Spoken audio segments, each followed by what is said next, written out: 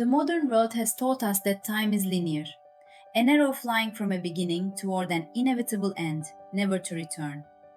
Our history books are built on this idea of progress, from the cave to the skyscraper, from stone to silicon, an uninterrupted story of ascent. However, the sages of the ancient world viewed this linear concept with a bitter smile. From the ziggurats of Sumer to the jungles of the Maya, from the sands of Egypt to the Vedic texts of India, for the ancient mind, time was not an arrow, but a circle, a colossal, terrifying cycle that repeats itself with immense precision. When they looked at the sky, they didn't just see stars, they saw the gears of a giant universal clock. But what if they were right? What if history is written by an algorithm that repeats itself, just like these gears? Today, in the Data Archaeology Lab, we are putting this forgotten mechanism on the table. Let us recall the famous words of Nikola Tesla. If you want to find the secrets of the universe, think in terms of energy, frequency, and vibration. And that is exactly what we shall do. Today, we will look at astrology not as a horoscope column, but as the vibrational frequency of the universe. We are unlocking the door to the 25,920-year-old secret that Plato called the perfect year, and modern astronomy defines as precession. This video is not designed for you to believe, but for you to understand. To understand the mechanism, we must first look at the ground beneath our feet. The Earth does not spin with perfect verticality in the void of space. It wobbles, much like a child's spinning top losing its momentum. In astronomy, we call this axial precession.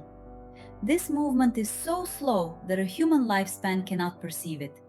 It takes exactly 25,772 years for the Earth's axis to trace a complete circle in space. This duration is beyond human perception, but the stones remember.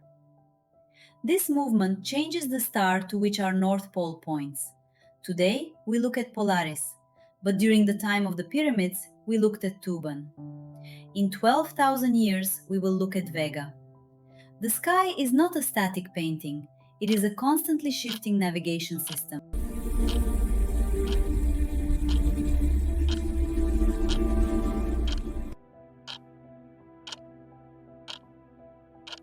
So, how does this wobble affect us? This is where astronomy and astrology part ways. The Sun rises in a specific constellation every vernal equinox on March 21st.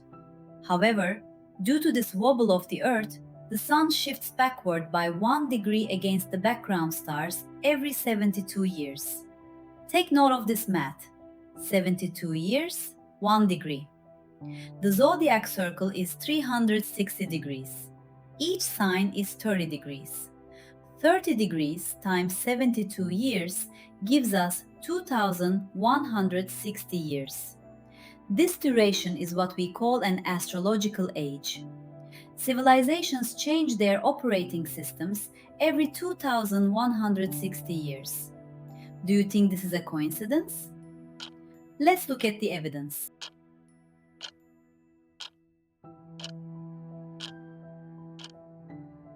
Egypt, the Giza Plateau. Mainstream historians claim the Sphinx was built around 2500 BC. However, in the 1990s, geologist Professor Robert Schoch of Boston University discovered a shocking piece of data when he examined the Sphinx. The erosion on the body of the Sphinx was not caused by wind and sand. These were deep, vertical fissures. The cause? Heavy, prolonged rainfall. But here is the problem. Egypt was already a dry desert in 2500 BC. The last time the region experienced such heavy rains was during the Younger Dryas period, around 10,500 BC. Schoch didn't just observe, he confirmed the dating through seismic studies of the subsurface rock. So, what was in the sky in 10,500 BC? On that specific morning, the equinox sun rose exactly in the constellation of Leo. The Sphinx was not a monument to a pharaoh's ego, but a colossal astronomical clock sealing the age of Leo onto the earth.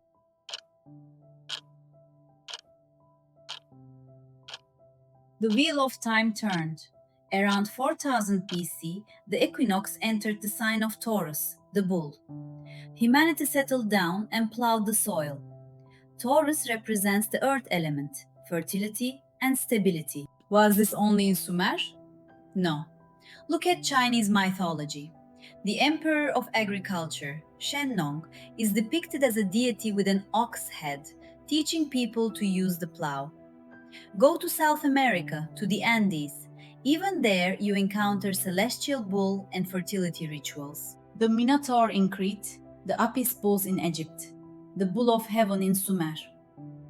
Civilizations at opposite ends of the world, unaware of each other, were worshipping bull symbolism as if tuned into the same radio channel. Is this a collective hallucination or a cosmic frequency? Then, around 2000 BC, the heavens shifted again. The age of Taurus ended, and the age of Aries, the ram, began. The scene that best describes this transition is the mysterious Roman cult of Mithras. In Mithraic frescoes, the god stabs a bull in the neck. Archaeologists called this a sacrifice ritual. In reality, it was an astronomical map. Mithras' cape is covered in stars. His slaying of the bull symbolized the end of the Taurian age and the dominance of the new age, Aries. The ancients were coding the sky into their stories. The age of Aries, a period ruled by Mars. Bronze was replaced by iron. City-states were replaced by empires. Fire, war, and conquest. Try reading religious texts through this lens. When Moses came down from Mount Sinai, he found his people worshipping a golden calf.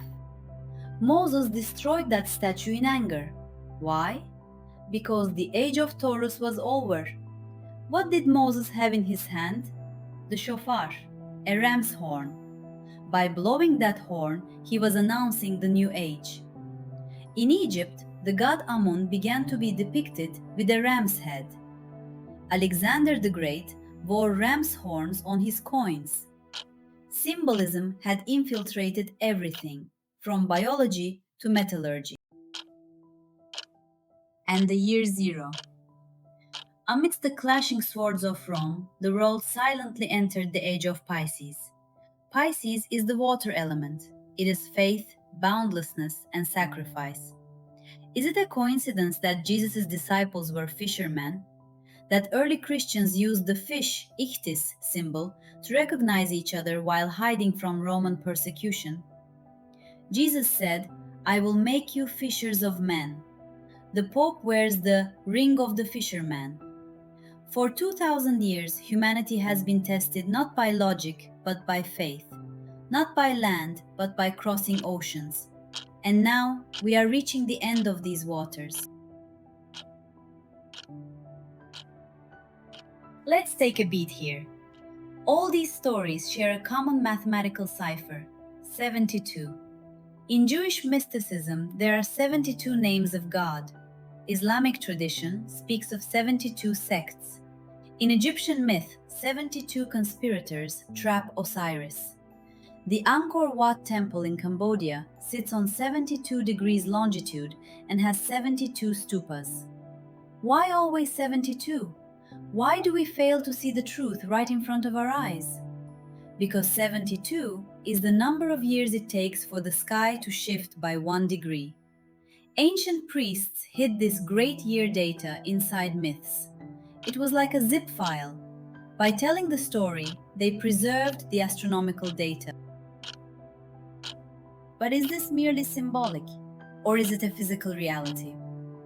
Let me take you to 1920s Russia, to the tragic story of Alexander Chizersky. Chizersky was a genius who studied solar flare activities. He compiled historical data and obtained a shocking graph. The years when solar activity peaked, solar maximum, matched by more than 80% with major revolutions, wars, and epidemics on Earth. Even the 1917 Bolshevik Revolution coincided with a solar peak. What happened when he presented this finding to Stalin? Stalin exiled him to the Gulag, the Siberian labor camps, saying, "Revolutions are not made by the sun, but by us." Chizhevsky stayed in prison for years, but he never gave up on his data. The truth was stronger than ideology. Today, we know Chizhevsky was right. We call this heliobiology. Solar flares vibrate the Earth's magnetosphere, and the human brain, especially the pineal gland, is extremely sensitive to magnetic fields. During magnetic storms, blood clotting rates change, heart attack risks increase, and psychological disturbances are triggered. So, saying, "stars don't affect me," is as unscientific as saying, "sunlight doesn't warm me."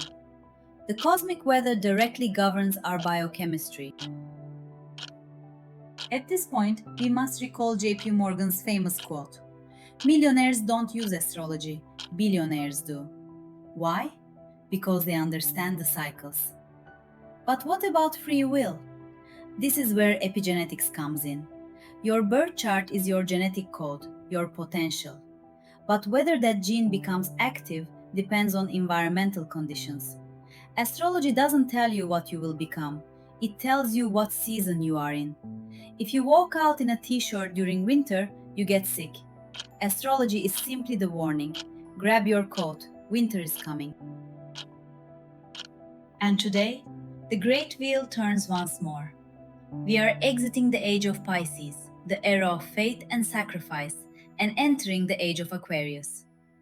Aquarius is the water bearer, but what he pours is not water, it is ether. It is information, waves, and frequency. Is it a coincidence that electricity, radio, the internet, AI, and space travel have entered our lives in the last 200 years? No, this is the archetype of Aquarius.